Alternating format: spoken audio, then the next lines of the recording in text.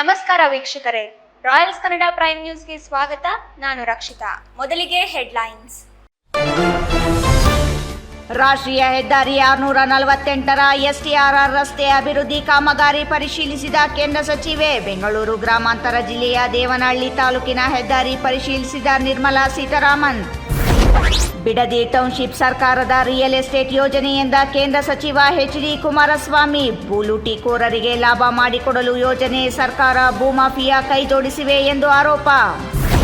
ನಿಂತಿದ್ದ ಲಾರಿಗೆ ಆಂಧ್ರಪ್ರದೇಶದ ಸರ್ಕಾರಿ ಬಸ್ ಡಿಕ್ಕಿ. ಪ್ರಾಣಾಪಾಯದಿಂದ ಪಾರಾದ ಬಸ್ನಲ್ಲಿದ್ದ 30ಕ್ಕೂ ಹೆಚ್ಚು ಪ್ರಯಾಣಿಕರು. ಹಲವರಿಗೆ ಗಾಯ, ಒಬ್ಬರಿಗೆ ಕಾಲು ಮುರಿದು ಆಸ್ಪತ್ರೆಯಲ್ಲಿ ಚಿಕಿತ್ಸೆ.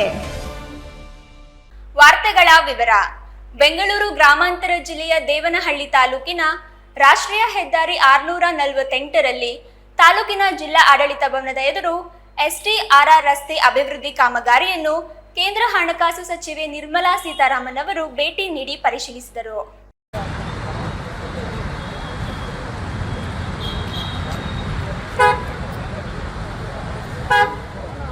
ಬೆಂಗಳೂರು ಗ್ರಾಮಾಂತರ ಜಿಲ್ಲೆಯ ದೇವನಹಳ್ಳಿ ತಾಲೂಕಿನ ರಾಷ್ಟ್ರೀಯ ಹೆದ್ದಾರಿ 648ರಲ್ಲಿ ತಾಲೂಕಿನ ಜಿಲ್ಲಾಡಳಿತ ಭವನದ ಎದುರು ಎಸ್ಟಿಆರ್ಆರ್ ರಸ್ತೆ ಅಭಿವೃದ್ಧಿ ಕಾಮಗಾರಿಯನ್ನು ಕೇಂದ್ರ ಹಣಕಾಸು ಸಚಿವೆ ನಿರ್ಮಲಾ ಸೀತಾರಾಮನ್ ಅವರು ಭೇಟಿ ನೀಡಿ ಪರಿಶೀಲಿಸಿದರು. ಈ ಸಂದರ್ಭದಲ್ಲಿ ರಾಜ್ಯ ಬಿಜೆಪಿ ಅಧ್ಯಕ್ಷ ಬಿವೈ ವಿಜಯೇಂದ್ರ, ಸಂಸದ ಡಾಕ್ಟರ್ ಕೆ ಸುಧಾಕರ್, ಬೆಂಗಳೂರು ಗ್ರಾಮಾಂತರ ಜಿಲ್ಲಾ ಬಿಜೆಪಿ ಅಧ್ಯಕ್ಷ ರಾಮಕೃಷ್ಣಪ್ಪ, ತಾಲೂಕು ಮಂಡಲ ಅಧ್ಯಕ್ಷ ಅಂಬರೀಶ್ ಗೌಡ ಸೇರಿದಂತೆ ಬಿಜೆಪಿ ಕಾರ್ಯಕರ್ತರು ಹಾಗೂ ಮಹಿಳಾ ಪದಾಧಿಕಾರಿಗಳು ಅವರನ್ನು ಆತ್ಮೀಯವಾಗಿ ಸ್ವಾಗತಿಸಿದರು. ದೇವನಹಳ್ಳಿ ರಾಣಿ ಸರ್ಕಲ್ನಲ್ಲಿ ನಿರ್ಮಲಾ ಸೀತಾರಾಮನ್ ಅವರ ಆಗಮನಕ್ಕೆ ಕಾಯುತ್ತಿದ್ದ ಬಿಜೆಪಿ ನಾಯಕರು ಹಾಗೂ ಮುಖಂಡರು ಹೂಗುಚ್ಛ ನೀಡುವುದರ ಮೂಲಕ ಕೇಂದ್ರ ಸಚಿವೆ ನಿರ್ಮಲಾ ಸೀತಾರಾಮನ್ ಅವರನ್ನು ಸ್ವಾಗತಿಸಿದರು. ನಂತರ ಹೈವೇ ರಸ್ತೆ ಅಭಿವೃದ್ಧಿ ಕಾಮಗಾರಿಯನ್ನು ಪರಿಶೀಲಿಸಲು ಕಾಲ್ನಡಿಗೆ ಮೂಲಕ ನಡೆದು ವೀಕ್ಷಿಸಿದರು. ಸುದ್ದಿಗೋಷ್ಠಿಯಲ್ಲಿ ಸಚಿವೆ ನಿರ್ಮಲಾ ಸೀತಾರಾಮನ್ ಮಾತನಾಡಿದರು. ಕೇಂದ್ರ ಸರ್ಕಾರದ ಹಣಕಾಸು ನಿರ್ವಹಣೆ, ಬಜೆಟ್ ಹಂಚಿಕೆ ಹಾಗೂ ಮೂಲಸೌಕರ್ಯ ಅಭಿವೃದ್ಧಿಗೆ ನೀಡಲಾಗುತ್ತಿರುವ ಆದ್ಯತೆ ಕುರಿತು ವಿವರಿಸಿದರು. ದೇಶದ ಆರ್ಥಿಕ ಸ್ಥಿರತೆ, ಹೂಡಿಕೆ ಪ್ರೋತ್ಸಾಹ ಹಾಗೂ ರಾಜ್ಯಗಳಿಗೆ ನೀಡಲಾಗುತ್ತಿರುವ ಹಣಕಾಸು ಸಹಾಯ ಯೋಜನೆಗಳು ಪರಿಣಾಮಕಾರಿಯಾಗಿ ಅನುಷ್ಠಾನಗೊಳ್ಳುತ್ತಿರುವ ಬಗ್ಗೆ ಅವರು ಮಾಹಿತಿ ನೀಡಿದರು. ಅವರು ಕೇಂದ್ರ ಸರ್ಕಾರದ ಬಜೆಟ್ ಮೂಲಕ ರಸ್ತೆ, ಸೇತುವೆ, ಗ್ರಾಮೀಣ ಅಭಿವೃದ್ಧಿ ಹಾಗೂ ನಗರ ಮೂಲ ಸೌಕರ್ಯಗಳಿಗೆ ಹೆಚ್ಚಿನ ಅನುದಾನ ಒದಗಿಸಲಾಗುತ್ತಿದೆ ಎಂದು ತಿಳಿಸಿದರು. ಜೊತೆಗೆ ತೆರಿಗೆ ಸಂಗ್ರಹ ವ್ಯವಸ್ಥೆಯಲ್ಲಿ ಪಾರದರ್ಶಕತೆ ಹೆಚ್ಚಿಸಿರುವುದರಿಂದ ಅಭಿವೃದ್ಧಿ ಕಾರ್ಯಗಳಿಗೆ ವೇಗ ಸಿಕ್ಕಿದೆ ಎಂದರು.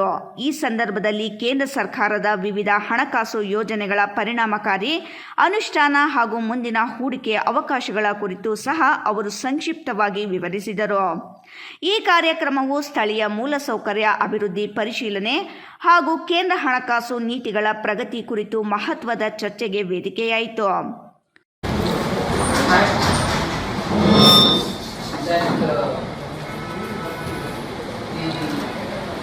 Government led by Prime Minister Modi, the NDA government, BJP leading in it, has completed 12 full years. And these 12 full years have been full of records.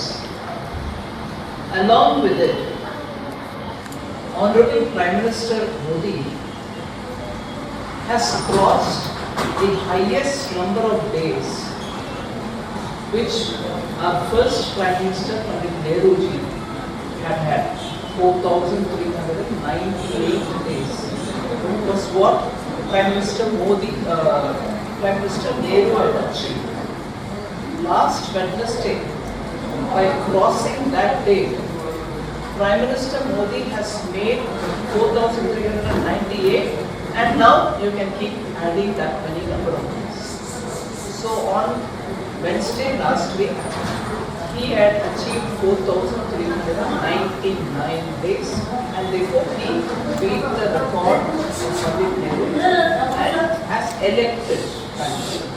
Because Nehruji also before 1952 was leading the transition government, which was not after an election. The first election was in 1951, and the count starts from there as elected Prime Minister. So that is the landmark based on which all of us are going to different states to speak about what these 12 years have given India. Transformational change. So I just highlight a few things and leave it open for you all to ask questions. Transformational change is, first of all, three great revolutionary changes. The digital payment interface, the UPI, NPCI. We are today doing maximum number of transactions because of the way UPI stack has come up, which has brought in many more small people also on the platform of digital. So street vendors also have PhonePe and Bheem app and so on, which no other country was able to launch, and that was proven during COVID time when checks were sent by people, whereas we, the press of a button, we could put money into people's account because everything was digitalized. That was revolutionary change. The second revolutionary change is the rapid infrastructure development in this country. Like just now, Dr. Sudhakar, accompanied by the state president, both of us and many more Karyakartas went and saw how that highway has really stretched and quality road has been built. So whether you're going to Tirupur or this way going to Hospet, the link is clear. And this is one example. It was completed in 24, although we are reviewing it today. Based on which all of us are going to different states to speak about what these 12 years have given India. Transformational change. So I just highlight a few things and leave it open for you all to ask questions. Transformational change is, first of all, three great revolutionary changes. The digital payment interface, the UPI, NPCI.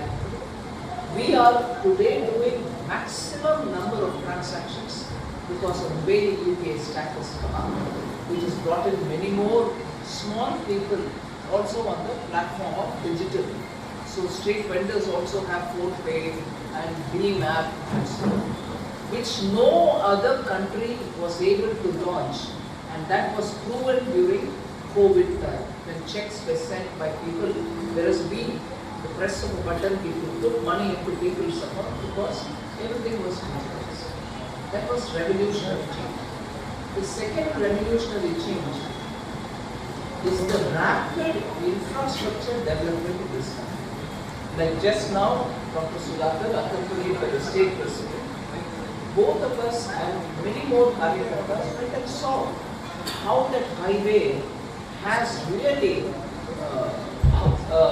stretched and quality road has been built. So whether you're going to Tirupur or this way going to Hospet, the link is clear. And this is one example. It was completed in 24, although we are reviewing it today. ರಾಜ್ಯದ BJP ರಾಜ್ಯಾಧ್ಯಕ್ಷ ವಿಜಯೇಂದ್ರ ವೇದಿಕೆಯಲ್ಲಿ ಕೇಂದ್ರ ಸರ್ಕಾರದ ಕುರಿತು ಮಾತನಾಡಿದರು. ಈ ಸಂದರ್ಭದಲ್ಲಿ ಜಿಲ್ಲಾಧ್ಯಕ್ಷ ರಾಮಕೃಷ್ಣಪ್ಪ, ತಾಲೂಕು ಮಂಡಲ ಅಧ್ಯಕ್ಷ ಅಂಬರೀಶ್ ಗೌಡ, ಮುಖಂಡರಾದ ರಾಜಪ್ಪ, ನಾಗರಾಜ್, ವೆಂಕಟೇಗೌಡ, ಪ್ರಧಾನ ಕಾರ್ಯದರ್ಶಿ ನಾಗವೇಣಿ, ತಾಲೂಕು ಅಧ್ಯಕ್ಷ ವಿಜಯ, ಇನ್ನೂ ಅನೇಕರು ಉಪಸ್ಥಿತರಿದ್ದರು. ಪೀಡಿತ ಸಮುದಾಯಗಳಿಗೆ, ಧ್ವನಿ ಇಲ್ಲದ ಸಮುದಾಯಗಳಿಗೆ ಯಾವ ರೀತಿ ಪ್ರಧಾನಮಂತ್ರಿಗಳು ಶಕ್ತಿ ತುಂಬುವಂತ ಕೆಲಸ ಮಾಡಿದ್ದಾರೆ ಅನ್ನೋದು ಕೂಡ ಅರ್ಥ ಮಾಡ್ಕೋಬೇಕು. ಅತಿ ಪರಿಷ್ಠ ಪಂಗಡಕ್ಕೆ ಸೇರ್ತಕ್ಕಂಥ ಗುಡ್ಡಗಾಡ ಸಮುದಾಯಕ್ಕೆ ಸೇರ್ತಕ್ಕಂಥವರು ರಾಷ್ಟ್ರಪತಿಗಳಾಗಿದ್ದಾರೆ ದ್ರೌಪದಿ ಮುರ್ಮು ಅವರು. ಈ ರೀತಿ ಇವತ್ತು ನರೇಂದ್ರ ಮೋದಿಜಿಯವರು ಎಲ್ಲ ಸಮಾಜಗಳು ಕೂಡ ಗೌರವ ಕೊಡ್ಕೊಂಡು ಅವ್ರು ಹೇಳ್ತಕ್ಕಂಥದ್ದು ಒಂದನೇ ಬಿಡದಿ ಟೌನ್ಶಿಪ್ ಯೋಜನೆ ಸರ್ಕಾರಿ ರಿಯಲ್ ಎಸ್ಟೇಟ್ ಯೋಜನೆಯಾಗಿದೆ. ಇದು ಸಂಪೂರ್ಣವಾಗಿ ಹಣ ಲೂಟಿ ಮಾಡುವ ಯೋಜನೆಯಾಗಿದೆ ಎಂದು ಕೇಂದ್ರ ಸಚಿವ ಎಚ್.ಡಿ. ಕುಮಾರಸ್ವಾಮಿ ಆರೋಪಿಸಿದರು.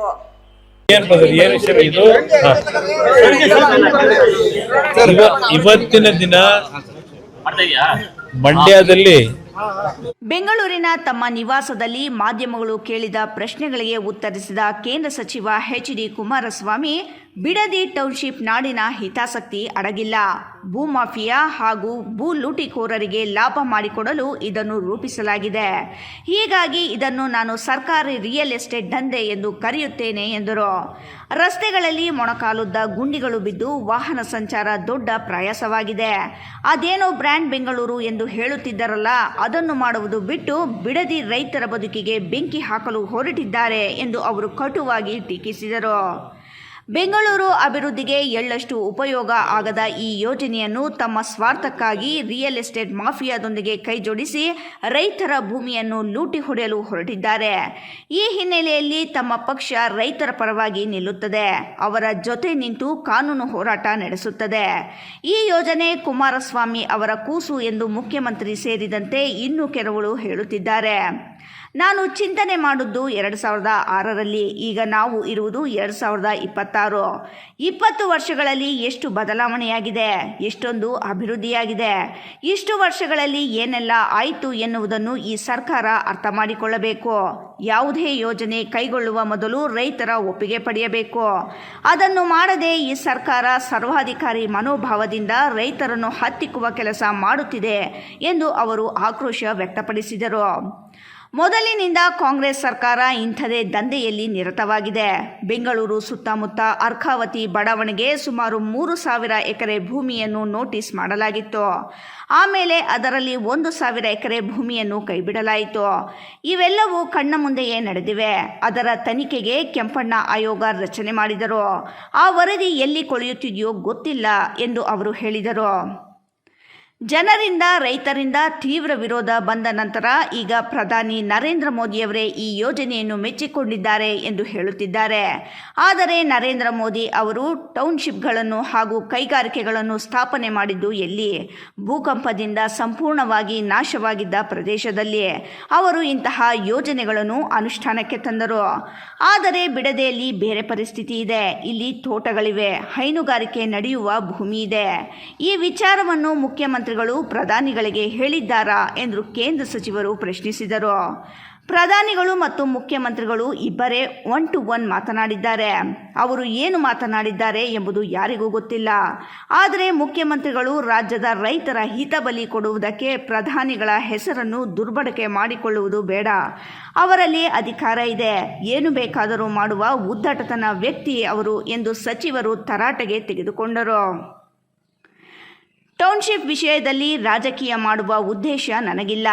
2006ರಲ್ಲಿ ನಾನು 5 ಟೌನ್ಶಿಪ್ಗಳನ್ನು ಮಾಡಲು ಹೊರಟಾಗ ಇತ್ತೀಚಿನ ದಿನಗಳವರೆಗೂ ಕಾನೂನು ಮಂತ್ರಿ ಆಗಿದ್ದ HK ಪಾಟೀಲ್ ಅಧ್ಯಕ್ಷತೆಯಲ್ಲಿ ಸಂಶೋಧನಾ ಸಮಿತಿ ರಚನೆ ಮಾಡಿ 5 ಸ್ಥಳಗಳಲ್ಲಿ ಸತ್ಯಶೋಧನೆ ಮಾಡಿದ್ದಾರಲ್ಲ, ಆ ಸತ್ಯಶೋಧನಾ ವರದಿ ಎಲ್ಲಿ ಹೋಯಿತು? ಅದನ್ನು ಜನರ ಮುಂದೆ ಇಡಿ. ಯಾವ ಉದ್ದೇಶಕ್ಕೆ ಅಂದು ಆ ಯೋಜನೆಯನ್ನು ಕಾಂಗ್ರೆಸ್ ಪಕ್ಷದ ನಾಯಕರು ವಿರೋಧ ಮಾಡಿದರು ಎಂಬುದನ್ನು ಸಾರ್ವಜನಿಕವಾಗಿ ಜನರ ಮುಂದೆ ಹೇಳಲಿ ಎಂದು ಕುಮಾರಸ್ವಾಮಿ ಅವರು ಒತ್ತಾಯ ಮಾಡಿದರು.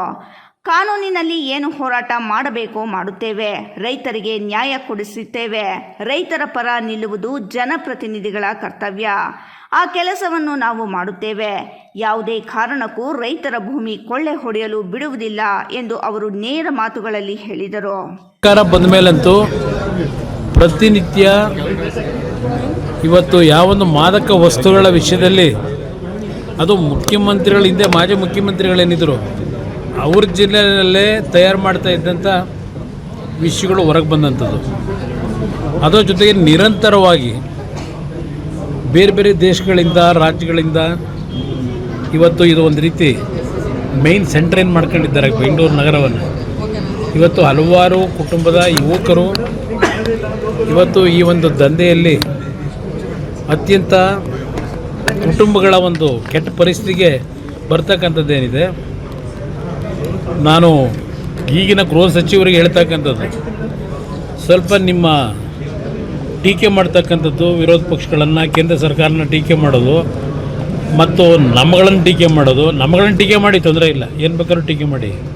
ಆದರೆ ಆ ಟೀಕೆಗೆ ನೀವು ಕೊಡ್ತಾ ಇರ್ತಕ್ಕಂಥ ಸಮಯ ಇದೆಯಲ್ಲ, ಅದನ್ನು ಸ್ವಲ್ಪ ಬದಿಗಿಟ್ಟು ಈ ದಂಧೆಗಳನ್ನು ನಿಲ್ಲಿಸ್ತಕ್ಕಂಥ ನಿಟ್ಟಿನಲ್ಲಿ ಈಗ ನಿಮ್ಮ ಪರಾಕ್ರಮ, ನಿಮ್ಮ ವೀರಾವೇಶ ಇದೇನಿದೆ ಇದನ್ನು ಜಾರಿಗೆ ತನ್ನಿ ಅಂತಕ್ಕಂಥದ್ದನ್ನು ಹೇಳಲಿಕ್ಕೆ ಬಯಸ್ತೀನಿ ಅವ್ರಿಗೆ. ನೀವು ಯೋಜನೆ ಕೈಗೆತ್ತಿಕೊಂಡ ಸಂದರ್ಭದಲ್ಲಿ 40% ಭೂಮಿನ ರೈತರಿಗೆ ಬಿಟ್ಕೊಡ್ತೀವಿ ಅಂತ ಹೇಳಿದ್ರೆ, ಆದ್ರೆ ಮಾಗಡಿ ಬಾಲಕೃಷ್ಣ ಅವರು ಹೇಳಿದ್ದಾರೆ ಹಾಗೆ ಅವ್ರ ಬಗ್ಗೆ ಚರ್ಚೆ ಮಾಡಿ ಅಂತ ಹೇಳಿದ್ದಾರೆ. ಯಾವುದು ಏನು ಅಂತ 40% ಸ್ಕೀಮ್ ಬಂದಿದ್ದೆ ನನ್ನ ಕಾಲದಲ್ಲಿ 2006ರಲ್ಲಿ. ಬರೀ ಒಂದು ಭಾಗ ಯೋಜನೆಗಲ್ಲ, ಇಡೀ ರಾಜ್ಯದಲ್ಲಿ ರೈತರ ಭೂಮಿಯನ್ನು ತಗೊಂಡಾಗ 40% ಹಣದ ಬದಲಿಗೆ ಕೊಡ್ತಕ್ಕಂಥ ಒಂದು ಯೋಜನೆ ಪ್ರಾರಂಭ ಮಾಡಿದ್ದೆ ಕುಮಾರಸ್ವಾಮಿ. ಸ್ವಲ್ಪ ದಾಖಲೆ ತೆಗಿಯಕ್ಕೆ ಹೇಳಿ. ಸರ್, ಡಿ ಕೆ ಶಿವಕುಮಾರ್ ಮೇಲಿರುವಂತ ವಿರೋಧ ಮಾಡೋದಕ್ಕೋಸ್ಕರ ಈ ರೀತಿ ನೀವು ವಿರೋಧ ಮಾಡ್ತಾ ನೋಡಿ, ಸೈಜ್ ಕಳ್ತಾ ಇಲ್ಲ ಅವ್ರನ್ನ. ಈಗ ಆಗಿದ್ರೆ ಎಚ್ ಕೆ ಪಾಟೀಲ್ರು ಎಂಥ ಸತ್ಯಶೋಧನಾ ಸಮಿತಿ ಮಾಡಿದ್ರಲ್ಲ, ಜನಗಳ ಹಿತಕ್ಕೆ ಜನಗಳ ಉದ್ಧಾರಕ್ಕೆ ಮಾಡಕ್ಕೆ ಮಾಡಿದ್ರಾ? ನಾನು ಅವತ್ತು ಜನಗಳ ವಿರೋಧ ಕೆಲಸ ಮಾಡೋಕೆ ಹೋಗಿದ್ದೆ ಅಂತ ಹೇಳ್ತಾವ್ರಲ್ವ, ಅವನು ಕೂಸು ಅಂತ ಹೇಳಿ. ಇವತ್ತು ರಾಜಕೀಯವಾಗಿ ವಿರೋಧ ಮಾಡೋಕ್ಕಲ್ಲ, ಅಲ್ಲಿರ್ತಕ್ಕಂಥ ಲೂಪೋಲ್ಸ್ ಏನಿದೆ, ಅವ್ರ ಉದ್ದೇಶ ಏನಿದೆ, ಇವತ್ತು ರಿಯಲ್ ಎಸ್ಟೇಟ್ ದಂಧೆ ಮಾಡ್ತಕ್ಕಂಥದ್ದಕ್ಕೆ ಯಾವ ನೈಸ್ ಕಂಪ್ನಿ ಅವತ್ತು ಬೆಂಗಳೂರು ಮೈಸೂರು ರಸ್ತೆ ಮಾಡಬೇಕಾದವರು ಇನ್ನು ಬೆಂಗಳೂರು ಸುತ್ತನೇ ಗಿರಿಕಿ ಹೊಡಿತಾ ಇಲ್ವಾ? ಹೊಸಕೆರೆ ಹಳ್ಳಿ ಹತ್ರ ಒಂದು ಟೋಲ್ ಗೇಟ್ ಇದೆಯಲ್ಲ, ಟೋಲ್ ಗೇಟ್ ಪಕ್ಕದಲ್ಲಿ ಯಾವ ಒಂದು ನೈಸ್ ಕಂಪ್ನಿಗೆ ಬೇಕು ಅಂತೇಳಿ ತೆಗೆದುಕೊಂಡಂಥದ್ದನ್ನು NOC ಯಾರಿಗೆ ಕೊಟ್ಟರು? ಅಲ್ಲಿ ಕಟ್ತಾವ್ರಲ್ಲ ಬಿಲ್ಡಿಂಗು, ಅಟ್ಯಾಚ್ಡು ಹೈರೈಸ್ ಬಿಲ್ಡಿಂಗ್ ಬಂದಿದೆಯಲ್ಲ, ನೋಡಿ ಅಲ್ಲಿ ಹೋಗಿ ಎಷ್ಟು ಕಟ್ಟಿದ್ದಾರೆ. ಅದೇನು ಬಡವರಿಗೆ ಕೊಟ್ಟಿದ್ದ ಅದು NOCನ? ನೈಸ್ ಕಂಪ್ನಿಯವರು ಯಾರಿಗೆ ಕೊಟ್ಟರು ಅಂತಕ್ಕಂಥದ್ದನ್ನು ಇಡಕ್ಕೆ ಹೇಳಿ ಜನಕ್ಕೆ. ಅದಷ್ಟೇ ಅಲ್ಲ, ಸರ್ಕಾರದ ದುಡ್ಡಿನಲ್ಲಿ ಈಗ ಕಟ್ತಾವ್ರಲ್ವ, ಆ ಜಾಗ ತಗೊಂಡು ನೈಸ್ ಕಂಪ್ನಿಗೆ ಅಂತ ಮೊದಲು ತಗೊಂಡು ಅದನ್ನು ಡಿನೋಟಿಫೈ ಮಾಡಿಸ್ಕೊಂಡು ಕಟ್ತಾವ್ರಲ್ಲ ಈಗ NOC ತಗೊಂಡು ನೈಸ್ ಕಂಪ್ನಿಯಿಂದ. ಆ ರೋಡ್ಗಳು ಪಕ್ಕದಲ್ಲಿ ಚಿಕ್ಕ ರೋಡ್ಗಳು, ಅದನ್ನು ಸರ್ಕಾರದ ದುಡ್ಡಿನಲ್ಲಿ ವೈಡನ್ ಮಾಡೋಕೆ ಹೊರಟವ್ರೆ. ಆ ಬಿಲ್ಡಿಂಗ್ಗಳಿಗೆ ಅನುಕೂಲ ಮಾಡ್ಕೊಳ್ಳೋಕ್ಕೆ, ರೈತರಿಗೆ ಅನುಕೂಲ ಮಾಡೋಕೆ ಮಾಡ್ತಾವ್ರೆ. ಇದು ಪುರಾಣ ಹೇಳುತ್ತಾ ಹೋದರೆ ನಿಮ್ಮ ಪುಟ್ಟಗಟ್ಟಲೆ ಹೇಳ್ಬೋದು ಇವ್ರು ಮಾಡಿರೋ ಸಾಧನೆಗಳನ್ನ. ಯಾರ್ದು? ನನ್ನ 45 ಎಕರೆ ಲ್ಯಾಂಡು, ಕಷ್ಟಪಟ್ಟು ಸಂಪಾದನೆ ಮಾಡಿದ ಲ್ಯಾಂಡ್ ನಾನು. ನಿಮ್ಮ ಥರ ಹಡ್ಬಿಟ್ಟಿದೆಲ್ಲ ಮಾಡಿದಿರಲ್ಲ, 1400 ಕೋಟಿ ತೋರಿಸ್ತಾ ಇದ್ದೀರಲ್ಲ, ಅದು ನನ್ನ ಜೀವನದಲ್ಲಿ ಮಾಡಿದ. ನಾನು ರಾಜಕಾರಣಕ್ಕೆ ಬರೋದಕ್ಕಿಂತ ಮುಂಚೆ ಮೈಸೂರಿನಲ್ಲಿ ಒಂದು ಹಂಚಿಕೆದಾರನಾಗಿ, ಇಲ್ಲಿ ನಮ್ಮ ಬ್ರದರು ಇದ್ದಾರೆ, ಇಲ್ಲಿ ಅವ್ರದ್ದು ನಮ್ಮ ಪಕ್ಕದ ಆಫೀಸೇ ಅವ್ರದ್ದು. ಅವತ್ತು ನಾನು ಯಾವ ರೀತಿ ವ್ಯವಹಾರ ಮಾಡಿದ್ದೇನೆ, ಕನ್ನಡ ಚಿತ್ರರಂಗಕ್ಕೆ 4 ಲಕ್ಷ ರೂಪಾಯಿ ಕೊಡ್ತಾ ಇದ್ದಂಥ ಹಂಚಿಕೆದಾರರು ಏನು ಕೊಡ್ತಾಯಿದ್ರು, 10 ಲಕ್ಷ 15 ಲಕ್ಷ ಕೊಡ್ತಕ್ಕಂಥ ಒಂದು ಬಿಸ್ನೆಸ್ಸನ್ನು ಅವತ್ತು ಏನು ಇಂಪ್ರೂವ್ ಮಾಡಿದೆ, ಇದು ಕುಮಾರಸ್ವಾಮಿ ಕೊಡುಗೆ. ಅಲ್ಲಿ ಬಂದಂಥ ಸಂಪಾದನೆಯಿಂದ ಲ್ಯಾಂಡ್ ತಗೊಂಡಿರೋದಲ್ಲಿ. ಇಲ್ಲಿ ಯಾವೊಂದು ಇವ್ರನ್ನ ಕಿಡ್ನ್ಯಾಪ್ ಮಾಡಿ ಮಾಡಿದಂಥ ಭೂಮಿಗಳಲ್ಲ ಅದು. ಎಲ್ಲ ಹಣೆ ಪ್ರಮಾಣ ಯಾರು ಮಾಡ್ತಾರೆ? ನನಗೆ ನೋಡಿ, ನನಗೆ ಇರ್ತಕ್ಕಂಥ ದೇವರು ನಂಬಿಕೆ, ಅವರಿಂದ ನಾನು ಕಲಿಬೇಕಾಗಿಲ್ಲ ಅಷ್ಟೇ. ಅವ್ರ ಪಾಪ ಅವ್ರು ನಂಬ್ಕೊಂಡಿದ್ದಾರೆ. ರೈತರ ಪರವಾಗೋಸ್ಕರ ಈ ಯೋಜನೆ ಕೈ ಬಿಟ್ಟಿದ್ದೀವಿ ಅಂತ ಹೇಳಿದ್ರೆ ಹಣೆ ಪ್ರಮಾಣ ಮಾಡಿ ಅಂತ ಸರ್. ಅಂದರೆ ನೀವು ರೈತರಿಗೋಸ್ಕರ, ನಾನು ರೈತರ ಪರವಾಗೋಸ್ಕರಲೇ ಅವತ್ತು ಸುಮ್ಮನಾಗಿದ್ದಿಲ್ಲೇ ಇದ್ದಿದ್ರೆ ಎರಡನೇ ಬಾರಿ ಮುಖ್ಯಮಂತ್ರಿ ಆಗಲಿಲ್ವಾ? 14 ತಿಂಗಳು ಇರಲಿಲ್ವಾ? ಅವತ್ತೇ ಮಾಡುವೆ. ನನ್ನ ಕೈಯಲ್ಲಿ ಇರಲಿಲ್ವ ಅಧಿಕಾರ? ಮುಖ್ಯಮಂತ್ರಿ ಆಗಿದ್ದೆ. ರೈತರಿಗೆ ತೊಂದರೆ ಕೊಡಬೇಕು ಅಂದರೆ ಮಾಡ್ಬೋದಾಗಿತ್ತು. ಅವತ್ತು ನಾನು ಮಾಡಲಿಲ್ಲ. ಅದನ್ನು ಯಾಕೆ ಮಾಡಲಿಲ್ಲ? ಎರಡನೇ ಬಾರಿ ನಾನು 14 ತಿಂಗಳಿಂದಲ್ಲ ಮುಖ್ಯಮಂತ್ರಿ ಆಗಿ ಮಾಡ್ಬೋದಾಗಿತ್ತಲ್ವ ನಾನು? ಯಾಕೆ ಮಾಡಲಿಲ್ಲ? ಅವರು ಸೆಳೆಯೋದು ಮೊದಲು ನಿಲ್ಸಕ್ಕೆ ಹೇಳಿ. ನಮ್ಗೆ ಆಸಕ್ತಿ ಇದೆಯಾ? ಅವ್ರಿಗೆ ಮ್ಯಾಗ್ನೆಟ್ಟು ಎಲ್ಲ ಅವ್ರು ಇಟ್ಕೊಂಡವ್ರೆ, ನಮ್ಮ ಮ್ಯಾಗ್ನೆಟ್ ಇಲ್ಲ. ಏನು ಯಾರಿಗೆ? ಯಾವ ಶಾಸಕರಿಗೆ ಯಾರಿಗೆ ಮಾತಾಡಿದ್ದೀನಿ? ಯಾರಿಗೆ? ಯಾರು ನನಗೆ ಗೊತ್ತಿಲ್ಲಪ್ಪ ಅದು ಯಾರು ಮಾತಾಡಿದ್ದೀನಿ ಅಂತ. ಅವರು ಸುಮ್ಮನೆ ಚಟಕ್ಕೆ ಮಾತಾಡಿದ್ರೆ ನಾನೇನು ಮಾಡಿ. ಚಿಂತಾಮಣಿ ತಾಲೂಕಿನ ಮಾಡಿಕೆರೆ ಕ್ರಾಸ್ ಬಳಿ ಭಾನುವಾರ ಬೆಳಗಿನ ಜಾವ ಒಂದು ಭೀಕರ ರಸ್ತೆ ಅಪಘಾತ ಸಂಭವಿಸಿದೆ. ಪಂಚರ್ ಆಗಿ ರಸ್ತೆ ಬದಿಯಲ್ಲಿ ನಿಲ್ಲಿಸಿದ್ದ ಲಾರಿಗೆ ಹಿಂಬದಿಯಿಂದ ಬಂದ ಆಂಧ್ರ ಪ್ರದೇಶದ ಸರ್ಕಾರಿ ಬಸ್ ಒಂದು ಜೋರಾಗಿ ಡಿಕ್ಕಿ ಹೊಡೆದ ಪರಿಣಾಮ ಹಲವಾರು ಗಾಯಗೊಂಡಿದ್ದಾರೆ.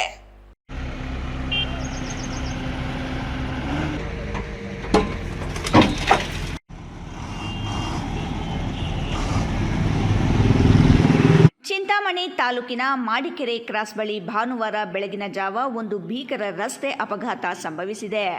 ಪಂಚರ್ ಆಗಿ ರಸ್ತೆ ಬದಿಯಲ್ಲಿ ನಿಲ್ಲಿಸಲಾಗಿದ್ದ ಲಾರಿಗೆ ಹಿಂಬದಿಯಿಂದ ಬಂದ ಆಂಧ್ರಪ್ರದೇಶದ ಸರ್ಕಾರಿ ಬಸ್ ಒಂದು ಜೋರಾಗಿ ಡಿಕ್ಕಿ ಹೊಡೆದ ಪರಿಣಾಮ ಹಲವರು ಗಾಯಗೊಂಡಿದ್ದಾರೆ.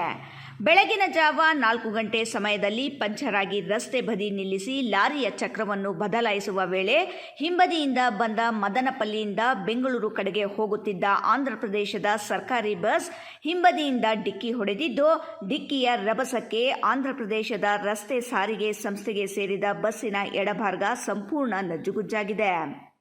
ಅಪಘಾತದ ವೇಳೆ ಬಸ್ನಲ್ಲಿ ಪ್ರಯಾಣಿಸುತ್ತಿದ್ದ ಹಲವು ಪ್ರಯಾಣಿಕರಿಗೆ ಸಣ್ಣ ಪುಟ್ಟ ಗಾಯಗಳಾಗಿದ್ದು, ಬಸ್ ಮುಂಭಾಗದಲ್ಲಿ ಕುಳಿತಿದ್ದ 3ರಲ್ಲಿ ಒಬ್ಬರಿಗೆ ಕಾಲು ಮುರಿದಿದೆ. ತಕ್ಷಣ ಅವರಿಗೆ ಚಿಂತಾಮಣಿ ಸರ್ಕಾರಿ ಸಾರ್ವಜನಿಕ ಆಸ್ಪತ್ರೆಯಲ್ಲಿ ಚಿಕಿತ್ಸೆಗಾಗಿ ದಾಖಲಿಸಲಾಗಿದೆ. ಅದೃಷ್ಟವಶಾತ್ ಯಾವುದೇ ಪ್ರಾಣಾಪಾಯ ಸಂಭವಿಸಿಲ್ಲ. ಬಸ್ನಲ್ಲಿ ಪ್ರಯಾಣಿಸುತ್ತಿದ್ದ ಬೆಂಗಳೂರಿನ ಕೆಆರ್ ಪುರಂ ನಿವಾಸಿ ಚನ್ನಕೇಶವರಾವ್ ಕಾಲು ಮುರಿದಿದ್ದು ಬೆಂಗಳೂರಿಗೆ ರವಾನಿಸಲಾಗಿದೆ. ಸುನಿಲ್ ಮತ್ತು ಯಾಭವ್ ಎಂಬ ಇವರಿಬ್ಬರಿಗೆ ಸಣ್ಣ ಪುಟ್ಟ ಗಾಯಗಳಾಗಿದ್ದು ಆಂಧ್ರಪ್ರದೇಶದ ನೆಲ್ಲೂರು ಜಿಲ್ಲೆಯ ನಿವಾಸಿಗಳು ಎಂದು ತಿಳಿದುಬಂದಿದೆ. ಘಟನೆಯ ಬಗ್ಗೆ ಮಾಹಿತಿ ತಿಳಿಯುತ್ತಿದ್ದಂತೆ ಚಿಂತಾಮಣಿ ಗ್ರಾಮಾಂತರ ಠಾಣಾ ಪೊಲೀಸರು ಸ್ಥಳಕ್ಕೆ ಭೇಟಿ ನೀಡಿ ಪರಿಶೀಲನೆ ನಡೆಸಿದ್ದಾರೆ. ಸದ್ಯ ಅಪಘಾತಕ್ಕೀಡಾದ ವಾಹನಗಳನ್ನು ರಸ್ತೆಯಿಂದ ತೆರವುಗೊಳಿಸಿರುವ ಪೊಲೀಸರು ಪ್ರಕರಣ ದಾಖಲಿಸಿಕೊಂಡು ಮುಂದಿನ ಕಾನೂನು ಕ್ರಮ ಕೈಗೊಂಡಿದ್ದಾರೆ. ಇಮ್ರಾನ್ ಖಾನ್, ರಾಯಲ್ಸ್ ಕನ್ನಡ, ಚಿಂತಾಮಣಿ. ಇದೀಗ ಸಣ್ಣದೊಂದು ವಿರಾಮದ ನಂತರ ರಾಯಲ್ಸ್ ಕನ್ನಡ ಪ್ರೈಮ್ ನ್ಯೂಸ್ ಮುಂದುವರಿಯುತ್ತದೆ. National education society of Karnataka Basavanagudi Bengaluru ಅಡಿಯಲ್ಲಿ ಭಾಗೇಪಲ್ಲಿ ನ್ಯಾಷನಲ್ PU ಕಾಲೇಜಿನಲ್ಲಿ 2026-27ನೇ ಸಾಲಿನ ಪ್ರಥಮ PUC ದಾಖಲಾತಿ ಪ್ರಾರಂಭವಾಗಿದೆ. Doctor H. ನರಸಿಂಹಯ್ಯನವರು ಸ್ಥಾಪನೆ ಮಾಡಿರುವ ನ್ಯಾಷನಲ್ PU ಕಾಲೇಜು ಬಾಗೇಪಲ್ಲಿಯ ಹೆಮ್ಮೆಯ ಶೈಕ್ಷಣಿಕ ಸಂಸ್ಥೆ. ಇಲ್ಲಿ ವಿಜ್ಞಾನ ಮತ್ತು ವಾಣಿಜ್ಯ, ಕಲಾ ವಿಭಾಗಗಳಲ್ಲಿ ಉತ್ತಮ ಸಂಯೋಜನೆಗಳೊಂದಿಗೆ ಗುಣಮಟ್ಟದ ಶಿಕ್ಷಣ ನೀಡಲಾಗುತ್ತಿದೆ. ಸೈನ್ಸ್ PCMB ಹಾಗೂ PCMCS, ಕಾಮರ್ಸ್ HEBA ಹಾಗೂ EBACS, ಆರ್ಟ್ಸ್ HESP, ನಿಯಮಿತ PU ಪಠ್ಯಕ್ರಮದ ಜೊತೆಗೆ KCET ಮತ್ತು ನೀಟ್ಗೆ ವಿಶೇಷ ತರಬೇತಿಯನ್ನು ನೀಡಲಾಗುತ್ತದೆ. ಆಧುನಿಕ ಪ್ರಯೋಗಾಲಯಗಳು, ದೊಡ್ಡ ಗ್ರಂಥಾಲಯ, ಅನುಭವಿ ಮತ್ತು ಪರಿಣಿತ ಅಧ್ಯಾಪಕರು ಇದು ನ್ಯಾಷನಲ್ PU ಕಾಲೇಜಿನ ವಿಶೇಷತೆ. ಉಚಿತವಾಗಿ ನಮ್ಮ ಕಾಲೇಜಿನಲ್ಲಿ ಸ್ಪೋಕನ್ ಇಂಗ್ಲಿಷ್ ಮತ್ತು ಕಂಪ್ಯೂಟರ್ ತರಬೇತಿಯನ್ನು ನೀಡಲಾಗುವುದು. 2025-26ನೇ ಸಾಲಿನ ದ್ವಿತೀಯ PUC ಪರೀಕ್ಷೆಯಲ್ಲಿ ನ್ಯಾಷನಲ್ ಕಾಲೇಜು ಬಾಗೇಪಲ್ಲಿಯಲ್ಲಿ ಕಲಾ ವಿಭಾಗದಲ್ಲಿ ಮೊದಲ ಸ್ಥಾನ ಪಡೆದಿದೆ. ವಿದ್ಯಾರ್ಥಿಗಳ ಸರ್ವತೋಮುಖ ಅಭಿವೃದ್ಧಿಗಾಗಿ ಪಠ್ಯೇತರ ಚಟುವಟಿಕೆಗಳಾದ NCC ಮತ್ತು NSS ತರಬೇತಿಯನ್ನು ನೀಡಲಾಗುತ್ತದೆ. SSLC ಪರೀಕ್ಷೆಯಲ್ಲಿ 600ಕ್ಕಿಂತ ಹೆಚ್ಚು ಅಂಕಗಳನ್ನು ಪಡೆದವರಿಗೆ ಉಚಿತ ದಾಖಲಾತಿ ನೀಡಲಾಗುವುದು. ಪ್ರತಿಭಾವಂತ ವಿದ್ಯಾರ್ಥಿಗಳಿಗೆ, ಸಾಮಾಜಿಕವಾಗಿ ಹಿಂದುಳಿದಿರುವಂತಹ ವಿದ್ಯಾರ್ಥಿಗಳಿಗೆ ಮತ್ತು ಬಡ ವಿದ್ಯಾರ್ಥಿಗಳಿಗೆ ಸ್ಕಾಲರ್ಶಿಪ್ ನೀಡಲಾಗುವುದು.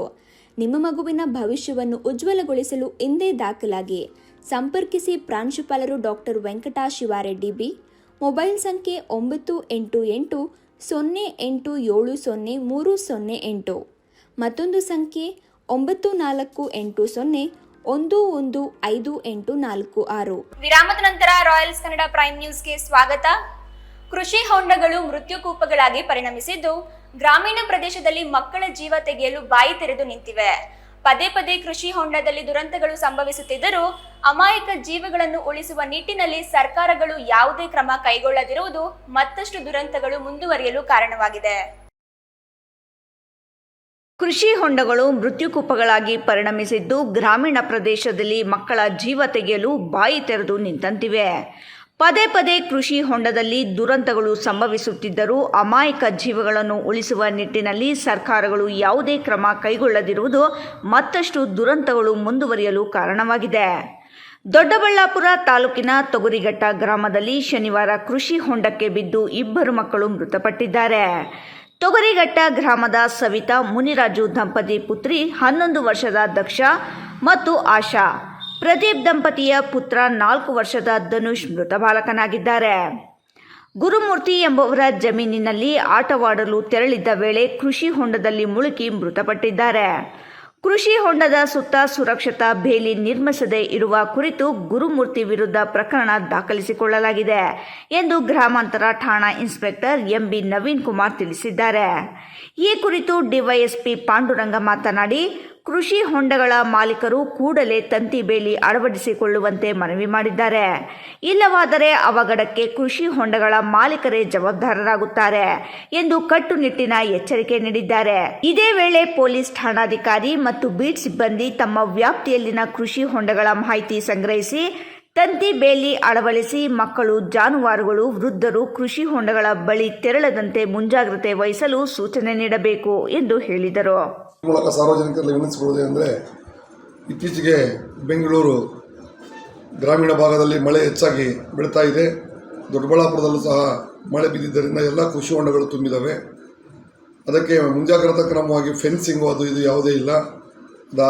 ಆಗಿದ್ದರಿಂದ ನಿನ್ನೆ ತಾನೇ ದೊಡ್ಡಬಳ್ಳಾಪುರ ಗ್ರಾಮೀಣ ಠಾಣಾ ಸರಹದ್ದಿನಲ್ಲಿ ಕೃಷಿ ಹೊಂಡದಲ್ಲಿ 2 ಮಕ್ಕಳು, 4 ವರ್ಷ ಮತ್ತು 7 ವರ್ಷದ 2 ಮಕ್ಕಳು ಆಟ ಆಡಲು ಬಿದ್ದು ಮೃತಪಟ್ಟಿರ್ತಾರೆ. ಇದು ತುಂಬ ವಿಷಾದನೀಯ ಸಂಗತಿ. ಹಾಗಾಗಿ ಕೃಷಿ ಹೊಂಡದ ಎಲ್ಲ ರೈತರಿಗೆ ನಾವು ರಿಕ್ವೆಸ್ಟ್ ಮಾಡ್ತಾ ಇದ್ದೀವಿ, ದಯವಿಟ್ಟು ಫೆನ್ಸಿಂಗ್ ಹಾಕ್ಕೊಂಡು ಅದನ್ನು ಭದ್ರಪಡಿಸ್ಕೊಳ್ಳಿ. ಇಲ್ಲಾಂದರೆ ಸಂಬಂಧಪಟ್ಟ ಕೃಷಿ ಹೊಂಡದ ಮಾಲೀಕರ ಜವಾಬ್ದಾರರಾಗ್ತಾರೆ. ಮತ್ತು ಬೀಟ್ ಕಾನ್ಸ್ಟೇಬಲ್ಗೆ ಮತ್ತು ಠಾಣಾಧಿಕಾರಿಗಳಿಗೆ ಸೂಚನೆ ನೀಡಿದೆ, ತಮ್ಮ ತಮ್ಮ ಸರಹದ್ದಿನಲ್ಲಿರುವ ಎಷ್ಟು ಕೃಷಿ ಹೊಂಡಗಳಿದೆ ಅನ್ನೋದ್ರ ಬಗ್ಗೆ ಮಾಹಿತಿ ತಗೊಳ್ಬೇಕು ಮತ್ತು ಸಂಬಂಧಪಟ್ಟ ಕೃಷಿ ಹೊಂಡದ ಮಾಲೀಕರಿಗೆ ಫೆನ್ಸಿಂಗ್ ಹಾಕ್ಕೊಂಡು ಯಾವುದೇ ದನಕರುಗಳಾಗಲಿ, ಮಕ್ಕಳಾಗಲಿ, ವಯೋವೃದ್ಧರಾಗಲಿ ಹೋಗದಂತೆ ಮುಂಜಾಗ್ರತಾ ಕ್ರಮ ವಹಿಸಬೇಕಂತೇಳಿ ದೊಡ್ಡಬಳ್ಳಾಪುರ ಉಪವಿಭಾಗದ ಪರವಾಗಿ ಕೇಳಿಕೊಳ್ತಾ ಇದ್ದೀವಿ. Thank you. ಚಿಂತಾಮಣಿ ನಗರದಲ್ಲಿ ಜೂನ್ 27ರಂದು ನಾಡಪ್ರಭು ಶ್ರೀ ಕೆಂಪೇಗೌಡರ ಜಯಂತಿಯನ್ನು ಅತ್ಯಂತ ಅರ್ಥಪೂರ್ಣವಾಗಿ ಹಾಗೂ ಅದ್ದೂರಿಯಾಗಿ ಆಚರಿಸುವ ಕುರಿತು ತಾಲೂಕು ಪಂಚಾಯಿತಿ ಸಭಾಂಗಣದಲ್ಲಿ ಪ್ರಮುಖ ಪೂರ್ವಭಾವಿ ಸಭೆ ಹಮ್ಮಿಕೊಳ್ಳಲಾಗಿತ್ತು. ನಮ್ಮ ಒಕ್ಕಲಿಗರ ಸಮುದಾಯದ ಎಲ್ಲ ಕುಲಬಾಂಧವರು ಅಂದರೆ ಪಕ್ಷಭೇದ ಮರೆತು ಯಾವುದೇ ಪಕ್ಷ ಇಲ್ಲ, ಎಲ್ಲ ಪಕ್ಷದವರು, ಎಲ್ಲ ಕುಲಬಾಂಧವರು ನಮ್ಮ ಚಿಂತಾಮಣಿ ನಗರದಲ್ಲಿ ಜೂನ್ 27ರಂದು ನಾಡಪ್ರಭು ಶ್ರೀ ಕೆಂಪೇಗೌಡರ ಜಯಂತಿಯನ್ನು ಅತ್ಯಂತ ಅರ್ಥಪೂರ್ಣವಾಗಿ ಹಾಗೂ ಅದ್ದೂರಿಯಾಗಿ ಆಚರಿಸುವ ಕುರಿತು ತಾಲೂಕು ಪಂಚಾಯಿತಿ ಸಭಾಂಗಣದಲ್ಲಿ ಪ್ರಮುಖ ಪೂರ್ವಭಾವಿ ಸಭೆ ಹಮ್ಮಿಕೊಳ್ಳಲಾಗಿತ್ತು. ಕರ್ನಾಟಕ ಕೆಂಪೇಗೌಡ ಒಕ್ಕಲಿಗರ ಸಂಘ ಹಾಗೂ ಚಿಂತಾಮಣಿ ತಾಲೂಕಿನ ಒಕ್ಕಲಿಗರ ಕುಲ ಬಾಂಧವರಿಂದ ನಡೆಯಲಿರುವ ಈ ಕಾರ್ಯಕ್ರಮವನ್ನು ಯಶಸ್ವಿಗೊಳಿಸಲು ಸಭೆಯಲ್ಲಿ ಚರ್ಚಿಸಲಾಯಿತು. ಬೆಂಗಳೂರಿನ ನಿರ್ಮಾತೃ ಕೆಂಪೇಗೌಡರ ಕೊಡುಗೆಗಳು ಕೇವಲ ಒಂದು ಸಮುದಾಯಕ್ಕೆ ಸೀಮಿತವಾಗಿಲ್ಲ. ಅವರ ಆದರ್ಶ ಮತ್ತು ದೂರದರ್ಶಿತ್ವವನ್ನು ಇಂದಿನ ಪೀಳಿಗೆಗೆ ತಲುಪಿಸಲು ಎಲ್ಲರೂ ಒಗ್ಗಟ್ಟಿನಿಂದ ಪಕ್ಷಾತೀತವಾಗಿ ಕೈಜೋಡಿಸಬೇಕೆಂದು ಸಮುದಾಯದ ಪ್ರಮುಖರು ಕರೆ ನೀಡಿದರು. ಜೂನ್ 27ರಂದು ತಾಲೂಕು ರಾಷ್ಟ್ರೀಯ ಹಬ್ಬಗಳ ಆಚರಣಾ ಸಮಿತಿಯಿಂದ ನಡೆಯುವ ಜಯಂತಿಯೊಂದಿಗೆ ಸಮುದಾಯದ ಮುಖಂಡರು ಸಕ್ರಿಯವಾಗಿ ಪಾಲ್ಗೊಳ್ಳಲಿದ್ದಾರೆ. ಅಂದು ನಗರದ ಪ್ರಮುಖ ರಸ್ತೆಗಳಲ್ಲಿ ಕೆಂಪೇಗೌಡರ ಭಾವಚಿತ್ರದೊಂದಿಗೆ ವಿವಿಧ ಕಲಾ ತಂಡಗಳನ್ನೊಳಗೊಂಡ ಭವ್ಯ ಮೆರವಣಿಗೆಯನ್ನು ನಡೆಸಲು ತೀರ್ಮಾನಿಸಲಾಗಿದೆ. ಇದೇ ಸಂದರ್ಭದಲ್ಲಿ ತಾಲೂಕಿನ ಪ್ರತಿಭಾವಂತ ಒಕ್ಕಲಿಗ ಸಮುದಾಯದ ವಿದ್ಯಾರ್ಥಿಗಳಿಗೆ ಪ್ರತಿಭಾ ಪುರಸ್ಕಾರ ಹಾಗೂ ವಿವಿಧ ಕ್ಷೇತ್ರಗಳಲ್ಲಿ ಸಾಧನೆ ಮಾಡಿದ ಸಾಧಕರಿಗೆ ಸನ್ಮಾನ ಕಾರ್ಯಕ್ರಮವನ್ನು ಹಮ್ಮಿಕೊಳ್ಳಲು ನಿರ್ಧರಿಸಲಾಗಿದೆ. ಕಾರ್ಯಕ್ರಮದ ಯಶಸ್ಸಿಗಾಗಿ ವಿವಿಧ ಉಪಸಮಿತಿಗಳನ್ನು ರಚಿಸಲಾಗಿದ್ದು, ಗ್ರಾಮೀಣ ಭಾಗಗಳಿಂದಲೂ ಹೆಚ್ಚಿನ ಸಂಖ್ಯೆಯಲ್ಲಿ ಜನರು ಭಾಗವಹಿಸುವಂತೆ ಜಾಗೃತಿ ಮೂಡಿಸಲಾಗುವುದು. ಸಭೆಯಲ್ಲಿ ಪ್ರಮುಖವಾಗಿ ತಿಳಿಸಿದಂತೆ ಯಾರಿಗೂ ವೈಯಕ್ತಿಕವಾಗಿ ಕರೆ ಮಾಡಲಾಗುವುದಿಲ್ಲ. ವಿವಿಧ ಸಾಮಾಜಿಕ ಜಾಲತಾಣಗಳ ಮೂಲಕವೇ ಆಹ್ವಾನ ನೀಡಲಾಗುತ್ತಿದ್ದು, ಎಲ್ಲರೂ ಇದನ್ನು ತಮ್ಮದೇ ಕಾರ್ಯಕ್ರಮವೆಂದು ಭಾವಿಸಿ ಭಾಗವಹಿಸಬೇಕು ಎಂದು ಕೋರಲಾಗಿದೆ. ಇಮ್ರಾನ್ ಖಾನ್, ರಾಯಲ್ಸ್ ಕನ್ನಡ, ಚಿಂತಾಮಣಿ. ಪ್ರಧಾನಮಂತ್ರಿ ನರೇಂದ್ರ ಮೋದಿ ಅವರ ಆಡಳಿತದಿಂದಾಗಿ ವಿಶ್ವದಲ್ಲಿ ಎಲ್ಲಾ ರಾಷ್ಟ್ರಗಳಿಗಿಂತ ಭಾರತದಲ್ಲಿ ಹೆಚ್ಚು ಸ್ವಾತಂತ್ರ್ಯವಿದೆ. ದೇಶಕ್ಕೆ ಸ್ವಾತಂತ್ರ್ಯ ಲಭಿಸಿದರೂ ಜನರಿಗೆ ಸಾಮಾಜಿಕ ಮತ್ತು ರಾಜಕೀಯ ಅರಿವು ಇರಲಿಲ್ಲ. ಮೋದಿ ಅವರು ಸಾಮಾಜಿಕ ಮತ್ತು ರಾಜಕೀಯ ಪ್ರಜ್ಞೆ ಮೂಡಿಸಿದ್ದಾರೆ ಎಂದು ವಿಧಾನ ಪರಿಷತ್ತಿನ ವಿರೋಧ ಪಕ್ಷದ ನಾಯಕ ಛಲವಾದಿ ನಾರಾಯಣಸ್ವಾಮಿ ಹೇಳಿದರು. ಚಿಂತಾಮಣಿ ತಾಲೂಕಿನ ಸೀಕಲ್ ಗ್ರಾಮದಲ್ಲಿ ಜಿಲ್ಲಾ ಬಿಜೆಪಿ ಅಧ್ಯಕ್ಷ ರಾಮಚಂದ್ರೇಗೌಡರ ಮನೆಯಲ್ಲಿ ಶನಿವಾರ ಸುದ್ದಿಗೋಷ್ಠಿಯಲ್ಲಿ ಮಾತನಾಡಿದ ವಿಧಾನ ಪರಿಷತ್ತಿನ ವಿರೋಧ ಪಕ್ಷದ ನಾಯಕ ಛಲವಾದಿ ನಾರಾಯಣಸ್ವಾಮಿ, ನೆಹರು ಮತ್ತು ಇಂದಿರಾ ಗಾಂಧಿ ಕಾಲದಲ್ಲಿ ಲಕ್ಷಾಂತರ ಕೋಟಿ ಭ್ರಷ್ಟಾಚಾರ ಇತ್ತು. ಮೋದಿಯವರ ಮೇಲೆ ಒಂದಾದರೂ ಭ್ರಷ್ಟಾಚಾರದ ದೂರು ಇದೆಯೇ ಎಂದು ಪ್ರಶ್ನಿಸಿದರು. ಆ ಕಾಲದಲ್ಲಿ ಭ್ರಷ್ಟಾಚಾರ ನಡೆದರೂ ಯಾರಿಗೂ ಗೊತ್ತಾಗುತ್ತಿರಲಿಲ್ಲ. ಮನಮೋಹನ್ ಸಿಂಗ್ ಕಾಲದಲ್ಲಿ ಲಕ್ಷಾಂತರ ಕೋಟಿ ಭ್ರಷ್ಟಾಚಾರ ನಡೆಯಿತು. ಜನರ ಭ್ರಷ್ಟಾಚಾರಕ್ಕೆ ರೋಸಿ ಹೋಗಿ ಮೋದಿಯವರಿಗೆ ಅಧಿಕಾರ ನೀಡಿದರು. ಭ್ರಷ್ಟಾರಹಿತ, ಕಳಂಕರಹಿತ ಆಡಳಿತ ನಡೆಸುತ್ತಿದ್ದು ದೇಶವನ್ನು ಅಭಿವೃದ್ಧಿಯ ಪಥದಲ್ಲಿ ಮುನ್ನಡೆಸುತ್ತಿದ್ದಾರೆ ಎಂದು ತಿಳಿಸಿದರು. ಅರೆಬೆಂದವರ ವಿಚಾರದಲ್ಲಿ ಹೆಚ್ಚಿಗೆ ಮಾತಾಡೋದಿಲ್ಲ. ಅವರು ಅನುಭವದ ಕೊರತೆ ಇರ್ತಕ್ಕಂಥ ಒಬ್ಬ ವ್ಯಕ್ತಿ. ಯಾವ ಸಂದರ್ಭದಲ್ಲಿ ಹೇಗೆ ಮಾತಾಡಬೇಕು ಅನ್ನೋ ಒಂದು ಪರಿಜ್ಞಾನವೇ ಇಲ್ಲ. ಯಾರ ಬಗ್ಗೆ ಹೇಗೆ ಬೇಕಾದರೂ ಮಾತಾಡ್ತಾರೆ. ನಾನು ಹಳ್ಳಿ ಕಡೆ ಒಂದು ಗಾದೆ ಹೇಳ್ತಾರೆ, ನಾನು ಕೆಸರಿನ ಮೇಲೆ ಕಲ್ಲು ಹಾಕೋದಿಲ್ಲ ಯಾವತ್ತು. ಆದ್ರೆ ಇಲ್ಲಿ ಕೆಸರಿದೆ ಅಂತ ಹೇಳಿ ಗೊತ್ತಿಲ್ದಿದ್ದವ್ರಿಗೆ ಹೇಳ್ಬೇಕಲ್ಲ, ಅಷ್ಟೇ ಮಾಡ್ತಾ ಇರೋದು. ಅದು ಕೆಸರಿದೆ ಅಲ್ಲಿ, ನೀವು ಯಾರು ಕಲ್ಲು ಹಾಕ್ಬೇಡಿ ನಿಮ್ಮ ಮೇಲೆ, ಆಮೇಲೆ ನಿಮ್ಮ ಮೇಲೇನೆ ಅದು ಹಾರುತ್ತೆ ಅಂತ ಅಷ್ಟೇ. ದೇಶದ ಪ್ರಧಾನಮಂತ್ರಿ ಮೋದಿಯವರ ಅಭಿಮಾನ ಇರೋರೆಲ್ಲನೂ ದೇಶದ್ರೋಹಿಗಳು ಅಂತ ನಾಚಿಕೆ ಹಾಕ್ಬೇಕಲ್ವ? ಯಾಕೆ ಸೋನಿಯಾ ಗಾಂಧಿ ಮೇಲೆ ಅಭಿಮಾನ ಇರ್ಬೇಕಾ? ಇಟಲಿ ಮೇಲೆ ಗಾಂಧಿ ಫ್ಯಾಮಿಲಿಯ ಗುಲಾಮಗಿರಿ ಮಾಡ್ಬೇಕಾ ಎಲ್ರೂ? ಅದು ನೀವು ಮಾಡಿ. ನಾವು ಗುಲಾಮಗಿರಿ ಮಾಡಲ್ಲ, ಅಭಿಮಾನ ತೋರಿಸ್ತೇವೆ. ಯಾಕೆ? ಇವತ್ತು ಎಲ್ಲ ರಾಷ್ಟ್ರಗಳಿಗಿಂತ ಹೆಚ್ಚು ಸುಭದ್ರವಾಗಿರ್ತಕ್ಕಂಥದ್ದು ಭಾರತ ದೇಶ. ಯಾರಿಂದ ಆಗಿದೆ? ಮೋದಿಯವರಿಂದ. ನೆಹರು ಅವರಿಂದ ಹಿಡಿದು ಮನಮೋಹನ್ ಸಿಂಗ್ ಅವರವರೆಗೆ ಲಕ್ಷಾಂತರ ಕೋಟಿಗಳ ಭ್ರಷ್ಟಾಚಾರ ಇತ್ತು. ಮೋದಿಯವರ ಮೇಲೆ ಇದೆಯಾ? ಅಂತಹ ಕಗ್ಗತ್ತಲ ರಾತ್ರಿಗಳ ಕಾಲ ಸ್ವತಂತ್ರ ಬಂದ ನಂತರ ಸಾಮಾಜಿಕ ಅರಿವಾಗಲಿ ರಾಜಕೀಯ ಅರಿವಾಗಲಿ ಜನರಿಗೆ ಇರಲಿಲ್ಲ. ಅವರವರ ಸಮಸ್ಯೆ ಅವ್ರಿಗೆ ಮುಖ್ಯ ಆಗಿತ್ತು. ಮೋದಿಜಿ ಅವರು ಬಂದ ಮೇಲೆ ಇವತ್ತು ಸಾಮಾಜಿಕ ಅರಿವು ಬಂದಿದೆ ಜನರಿಗೆ, ರಾಜಕೀಯ ಪ್ರಜ್ಞೆ ಬಂದಿದೆ. ಪ್ರತಿಯೊಬ್ಬರು ಕೂಡ ರಾಜಕೀಯವನ್ನು ಅರ್ಥ ಮಾಡ್ಕೊಳ್ತಾರೆ. ಅಭಿವೃದ್ಧಿ ಆಗಿದೆಯಾ ಇಲ್ಲ ಈ ದೇಶ ಅಂತ ಅರ್ಥವಾಗುತ್ತೆ. 100 ರೂಪಾಯಿ ಯಾರಾದರೂ ಕದ್ರು ಸಂಜೆ ಹೊತ್ತಿಗೆ ಅವ್ರಿಗೆ ಗೊತ್ತಾಗುತ್ತೆ. ಇಂದಿರಾ ಗಾಂಧಿ 1 ಲಕ್ಷ ಕೋಟಿ ರೂಪಾಯಿ ಭ್ರಷ್ಟಾಚಾರ ಮಾಡಿದ್ರು ವರ್ಷಗಳಾದ್ರೂ ಯಾರಿಗೂ ಗೊತ್ತಾಗ್ತಿರ್ಲಿಲ್ಲ. ನೆಹರು ಅವರ ಕಾಲದಲ್ಲೂ ಗೊತ್ತಾಗ್ತಿರ್ಲಿಲ್ಲ. ಆದ್ರೂ ಮನಮೋಹನ್ ಸಿಂಗ್ ಅವರ ಕಾಲದಲ್ಲಿ ನೀವು ಲಕ್ಷಾಂತರ ಕೋಟಿಗಳ ಭ್ರಷ್ಟಾಚಾರ ಮಾಡಿದ್ರಿ. ಅಲ್ಲಿವರೆಗೂ ನಿಮ್ಮ ಭ್ರಷ್ಟಾಚಾರಕ್ಕೆ ಇತಿಶ್ರೀಯಾಡಿ ಮೋದಿಜಿಯವರನ್ನ ತಂದ ಮೇಲೆ ಇವತ್ತು ಭ್ರಷ್ಟಾಚಾರ ರಹಿತ, ಕಳಂಕ ರಹಿತ ಒಂದು ಅಭಿವೃದ್ಧಿಯ ದೇಶವನ್ನಾಗಿ ಇವತ್ತು ಮಾಡಿದ್ದಾರೆ. ಅದಕ್ಕೆ ಪ್ರಜಾಪ್ರಭುತ್ವ ರಾಷ್ಟ್ರದಲ್ಲಿ ಚುನಾವಣೆಯಲ್ಲಿ ಗೆದ್ದ 12 ವರ್ಷಗಳು ಅಂದ್ರೆ 4,399 ದಿನಗಳು ಈಗಾಗಲೇ ಅವರು ಕ್ರಾಸ್ ಮಾಡಿ 5 ದಿನಗಳಾಯ್ತು. ಇವತ್ತಿಗೆ 4,404 ದಿನ ಆಗಿದೆ.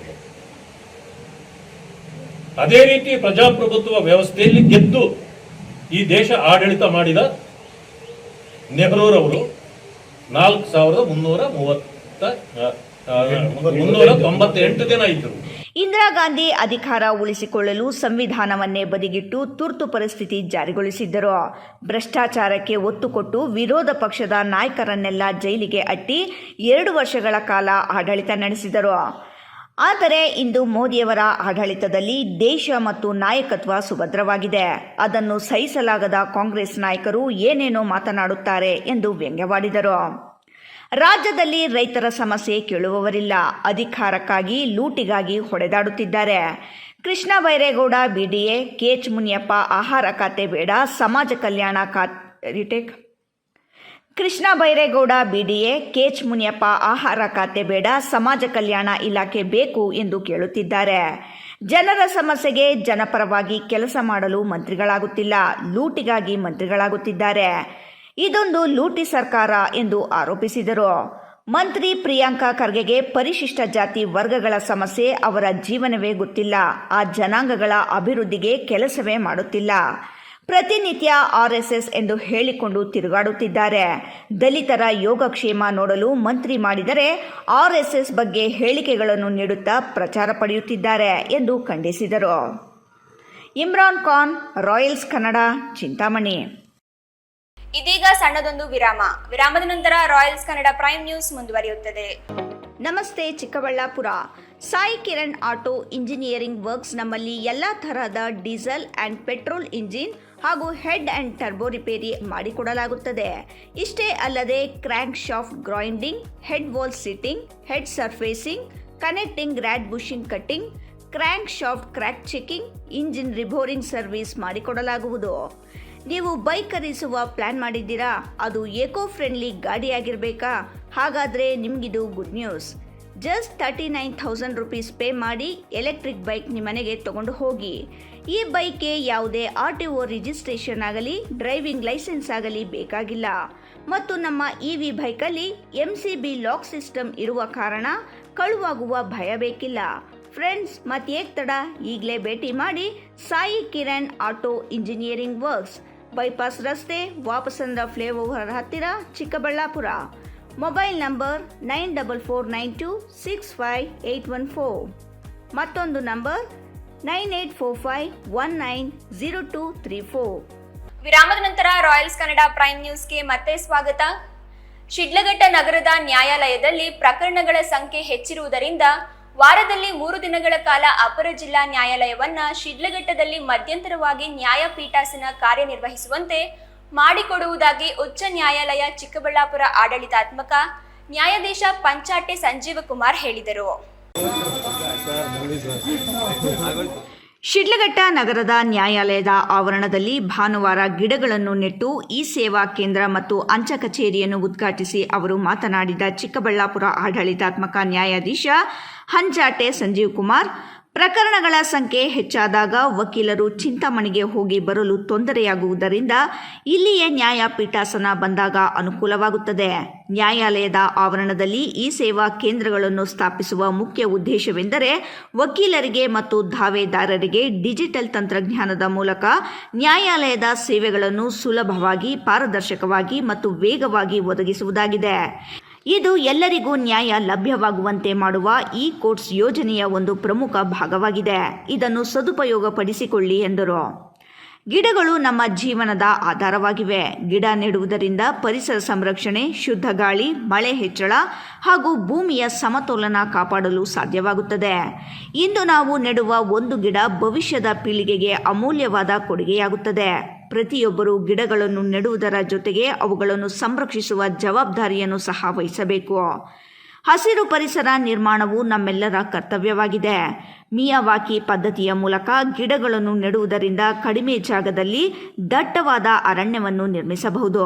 ಇದು ಪರಿಸರ ಸಂರಕ್ಷಣೆ, ವಾಯುಮಾಲಿನ್ಯ ನಿಯಂತ್ರಣ, ಅಂತರ್ಜಲ ಮಟ್ಟದ ವೃದ್ಧಿ ಹಾಗೂ ಜೈವ ವೈವಿಧ್ಯತೆಯ ರಕ್ಷಣೆಗೆ ಸಹಕಾರಿಯಾಗಿದೆ ಎಂದರು. ಹಳೆಯ ಕೇಸ್ ಏನಿದೆ 5 ವರ್ಷ ಮತ್ತು ಮೇಲ್ಪಟ್ಟ ಕೇಸ್, ಅವುಗಳ ಶೀಘ್ರ ವಿಲೇವಾರಿಗೆ ನಮ್ಮ ನ್ಯಾಯಾಧೀಶರಿಗೆ ಸಹಕಾರ ಕೊಡಲಿಕ್ಕೆ ಕೇಳ್ಕೊಳ್ತಾರೆ. ಶೀಘ್ರ ವಿಲೇವಾರಿಗೆ ಯಾಕಂದರೆ ಸನ್ಮಾನ್ಯ ಕಾಪುರೆಡ್ಡಿ ಅವರು ಹಿರಿಯ ವಕೀಲರು ಕಕ್ಷಿದಾರರಿಗೆ ಬಹಳ ಕಾಳಜಿ ವಹಿಸಿ ಮಾತಾಡಿದರು. ಅದರ ಮುಂದುವರೆದ ಭಾಗವಾಗಿ ಇವತ್ತು ನಮ್ಮ ಕಕ್ಷಿದಾರರಿಗೆ ಶೀಘ್ರ ಮತ್ತು ನೈಜ ನ್ಯಾಯ ಬೇಕಾಗಿದೆ. ಈ ಶೀಘ್ರ ಮತ್ತು ನೈಜ ನ್ಯಾಯವನ್ನು ದೊರಕಿಸಿಕೊಡ್ತಕ್ಕಂಥ ನಿಟ್ಟಿನಲ್ಲಿ ನ್ಯಾಯಾಧೀಶರು ಮತ್ತು ವಕೀಲರು ಬಹಳ ಕೆಲಸ ಮಾಡಬೇಕಾಗುತ್ತೆ. ಇದು ಪರಸ್ಪರ ಒಂದೇ ಅರ್ಥದ 2 ಗಾಲಿ ಆಗಿದೆ, ಒಂದು ನ್ಯಾಯಾಧೀಶರು ಮತ್ತು ವಕೀಲರು. ಹೀಗಾಗಿ ಕಕ್ಷಿದಾರ ಮುಂದುಗಳು ಅಂತ ಅರ್ಥ ಇದೆ. ಆ ಅರ್ಥವನ್ನು ನಾವು ಮುಂದುವರಿಬೇಕು ಅಂತೇಳಿದರೆ ನ್ಯಾಯಾಧೀಶರು ಮತ್ತು ವಕೀಲರು ಕೂಡಿ ಸಮರಸತೆಯಿಂದ ಕಕ್ಷಿದಾರರಿಗೆ ಶೀಘ್ರ ಮತ್ತು ನೈಜ ನ್ಯಾಯ ಕೊಡುವಂಥ ನಿಟ್ಟಿನಲ್ಲಿ ನಾವು ಕೆಲಸ ಮಾಡಬೇಕು. ಅದರಲ್ಲೂ ಬಹಳ ಮುಖ್ಯವಾಗಿ ಹಳೆಯ ಕೇಸ್ಗಳಿದೆ, ಹಳೆಯ ಪ್ರಕರಣಗಳು 5 ವರ್ಷಕ್ಕೆ ಮೇಲ್ಪಟ್ಟು ಅವನ್ನ ಫೋಕಸ್ ಮಾಡಿದ್ದು ದಯವಿಟ್ಟು ಎಲ್ಲ ವಕೀಲ ಮಿತ್ರರು, ವಕೀಲ ಬಂಧುಗಳು ಫೋಕಸ್ ಮಾಡಿ, ಹಾಗೆ ನ್ಯಾಯಾಧೀಶರ ಮನೆ ಮಾಡಿಕೊಡ್ತಾರೆ. ನಾವು ಫೋಕಸ್ ಮಾಡಿ ಹಳೆಯ ಕೇಸ್ಗಳನ್ನ ನಾವು ಶೀಘ್ರ ಹೇಗೆ ನಾವು ಮಾಡಬೇಕು, ತೀರ್ಮಾನ ಮಾಡಬೇಕಂತ ನಾವು ದಯವಿಟ್ಟು ಸಹಕಾರ ಪಡೆದಾಗ. ಕೊನೆಯದಾಗಿ ಮತ್ತೊಮ್ಮೆ ಹೆಡ್ಲೈನ್ಸ್. ರಾಷ್ಟ್ರೀಯ ಹೆದ್ದಾರಿ 648ರ STRR ರಸ್ತೆ ಅಭಿವೃದ್ಧಿ ಕಾಮಗಾರಿ ಪರಿಶೀಲಿಸಿದ ಕೇಂದ್ರ ಸಚಿವೆ. ಬೆಂಗಳೂರು ಗ್ರಾಮಾಂತರ ಜಿಲ್ಲೆಯ ದೇವನಹಳ್ಳಿ ತಾಲೂಕಿನ ಹೆದ್ದಾರಿ ಪರಿಶೀಲಿಸಿದ ನಿರ್ಮಲಾ ಸೀತಾರಾಮನ್. ಬಿಡದಿ ಟೌನ್ಶಿಪ್ ಸರ್ಕಾರದ ರಿಯಲ್ ಎಸ್ಟೇಟ್ ಯೋಜನೆಯಿಂದ ಕೇಂದ್ರ ಸಚಿವ HD ಕುಮಾರಸ್ವಾಮಿ. ಭೂಲೂಟಿಕೋರರಿಗೆ ಲಾಭ ಮಾಡಿಕೊಡಲು ಯೋಜನೆ ಸರ್ಕಾರ ಭೂಮಾಫಿಯಾ ಕೈಜೋಡಿಸಿವೆ ಎಂದು ಆರೋಪ. ನಿಂತಿದ್ದ ಲಾರಿಗೆ ಆಂಧ್ರ ಪ್ರದೇಶದ ಸರ್ಕಾರಿ ಬಸ್ ಡಿಕ್ಕಿ, ಪ್ರಾಣಾಪಾಯದಿಂದ ಪಾರಾದ ಬಸ್ನಲ್ಲಿದ್ದ 30ಕ್ಕೂ ಹೆಚ್ಚು ಪ್ರಯಾಣಿಕರು, ಹಲವರಿಗೆ ಗಾಯ, ಒಬ್ಬರಿಗೆ ಕಾಲು ಮುರಿದು ಆಸ್ಪತ್ರೆಯಲ್ಲಿ ಚಿಕಿತ್ಸೆ. ಇಂದಿನ ವಾರ್ತಾ ಪ್ರಸಾರ ಇಲ್ಲಿಗೆ ಮುಕ್ತಾಯವಾಯಿತು. ನಮಸ್ಕಾರ.